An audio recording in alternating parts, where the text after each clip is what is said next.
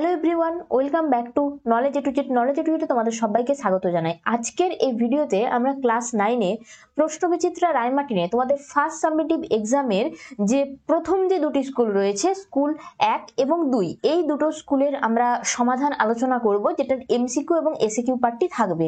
যেটার পেজ নম্বর 1 নম্বর স্কুল এবং 2 নম্বর স্কুলের পেজ নম্বর যেটা রয়েছে, দেখো সেটা 9 এবং 10, এই দুটো পেজে কিন্তু রয়েছে। তো প্রথমেই আমরা চলে আসবো 1 নম্বর পেজ। তোমরা ভিডিওটা দেখো, ভিডিওটা দেখে যদি তোমাদের ভালো লাগে তাহলে ভিডিওতে অবশ্যই একটা লাইক করে দিও। আর যদি এই চ্যানেলে নতুন হয়ে থাকো তাহলে অবশ্যই চ্যানেলটাকে সাবস্ক্রাইব করে রেখে দাও। পরবর্তী ক্লাসে কিন্তু অনেক ভালো ভালো ভিডিও আসতে চলেছে। তাহলে চলো দেরি না করে আমরা চলে আসি। প্রথম যে স্কুলটা রয়েছে দেখো, বালুরঘাট গার্লস হাই স্কুল। এই স্কুলে আমরা প্রথমে একের দাগের যে এমসিকিউটা রয়েছে সেটার আমরা সমাধানটা দেখে নিই।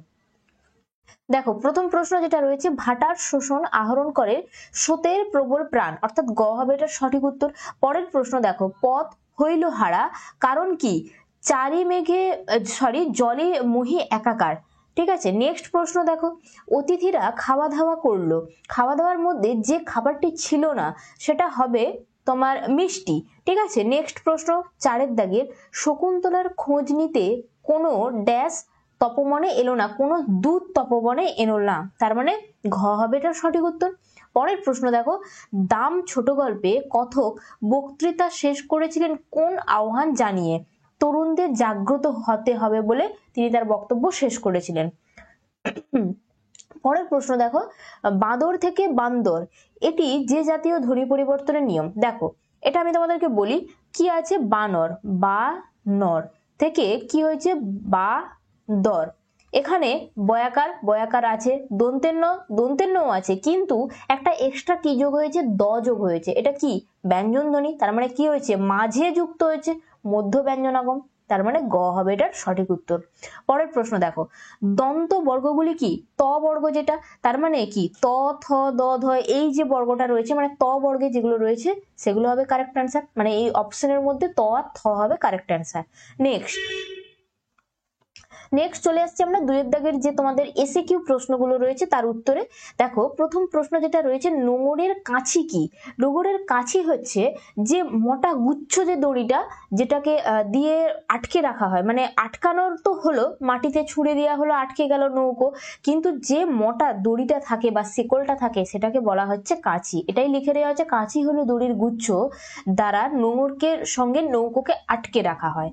ঠিক আছে, পরের প্রশ্ন দেখো, কাগজ কলম নিয়ে বসে গেলুম, কে কেন কাগজ কলম নিয়ে বসে গিয়েছিলেন? কারণ পত্রিকা থেকে শৈশবের ঘটনা নিয়ে গল্প লেখার আবেদন এসেছিল সুকুমারের কাছে, সে কারণেই গল্পকথক কাগজ কলম নিয়ে বসে গেলেন এবং কি লিখতে বসে গেলেন, গল্প লিখতে বসে গেলেন, শৈশবের গল্প লিখতে। নেক্সট প্রশ্ন, মোহাম্মদ শাহ ছিল ইলিয়াসের প্রতিবেশী, আর কে ছিল, ইলিয়াস দম্পতির আশ্রয়দাতা। ঠিক আছে, দুটোই কিন্তু উল্লেখ করতে হবে। নেক্সট, আংটি হাতে পেয়ে রাজা দুষ্মন্ত কেমন আচরণ করেছিল? সে স্বভাবত রাজা ছিল গম্ভীর প্রকৃতি, সে আংটিটা দেখতে পেয়ে সে বিহ্বল হয়ে পড়েছিল। ঠিক আছে, বিহ্বল হয়ে উঠেছিল। এরপরে চলে আসছি পরের পেজে বাকি প্রশ্নগুলো। ধ্বনি বিপর্যাস কাকে বলে? দেখো আমি এটা লিখে দিয়েছি এখানে, উচ্চারণের সুবিধার জন্য শব্দ মধ্যস্থ দুটি ব্যঞ্জন ধ্বনি যখন নিজেদের মধ্যে স্থান বদল করে উচ্চারিত হয় তখন তাকে বলা হচ্ছে ধ্বনি বিপর্যাস। যেমন দেখো, বাতাসা থেকে বাসাতা, ঠিক আছে, নিজেরা স্থান পরিবর্তন করেছে, তয়াকার লাস্টে চলে গেছে আর দন্তস্বয়াকার কি মাঝে চলে এসেছে, এটাকে বলা হচ্ছে ধ্বনি বিপর্যাস।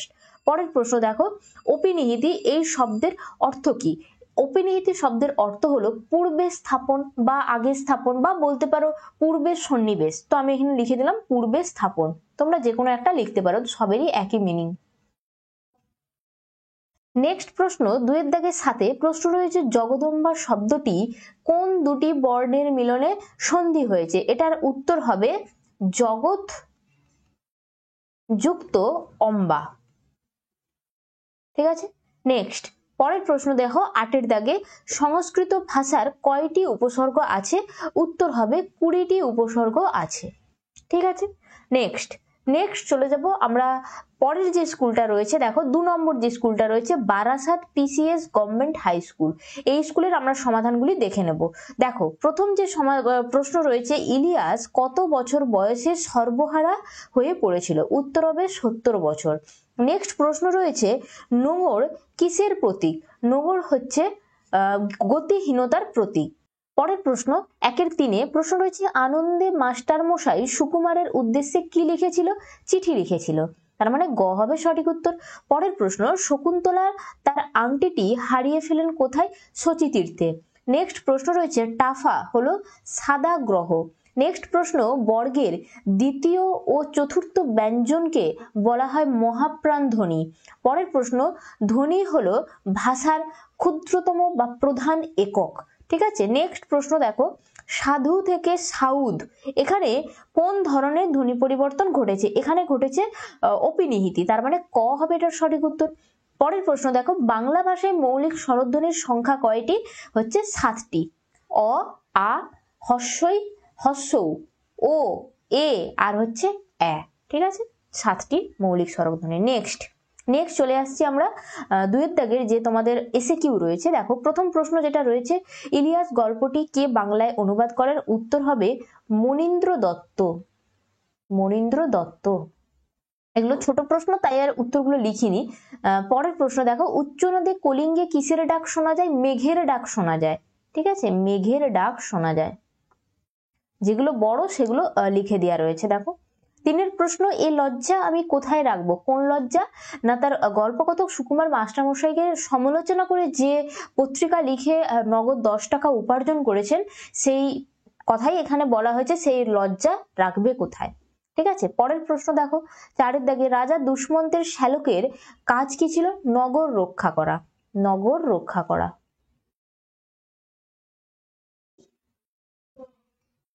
পরের প্রশ্ন দেখো 5-তে প্রশ্ন রয়েছে বিধুশেখর চলিত ভাষা ছেড়ে শুদ্ধ ভাষা ব্যবহার করেছিল কেন? কারণ সম্ভবত প্রহ্লাদের মুখে রামায়ণ মহাভারত শোনার ফলে বিধুশেখর এমন আচরণ করেছিল। নেক্সট চলে আসছি পরের পেজে প্রশ্ন। দেখো প্রথম প্রশ্ন রয়েছে নীরব, এটাকে সন্ধি বিচ্ছেদ করতে হবে। এটার উত্তর হবে নি যুক্ত রব। পরেরটা দেখো, পরেরটা বলেছে পৃত্তালয়, এটাকেও হচ্ছে সন্ধি বিচ্ছেদ করতে হবে। এটা কি হবে? পিতৃযুক্ত আলয়। পিতৃযুক্ত আলয়।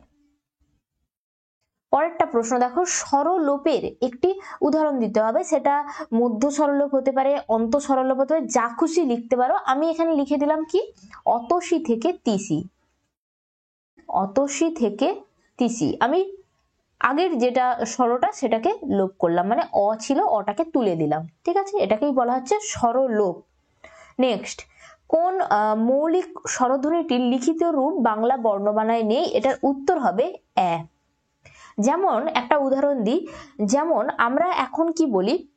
আমরা বলি এখন। ঠিক আছে, আমরা কখনোই এটা বলি না যে এখন, এই বানানটা কখনোই লিখি না। ঠিক আছে, সেই কারণে বলেছে লিখিত রূপ বর্ণমালায় নেই। কিটা নেই? কারণ অয়ে জফলাটা নেই। বুঝতে পারলে? এটাকে আমরা অয়ে জফলা আকার দিকে লিখে প্রকাশ করি না, আমরা এটাকে প্রকাশ করি এ লিখে। সেই জন্য বলা হচ্ছে এটার লিখিত রূপ বর্ণমালায় নেই। এই ছিল তোমাদের প্রথম যে দুটি সেট, স্কুল 1 এবং স্কুল 2 এর এমসিকিউ এবং এসএকিউ এর সমাধান।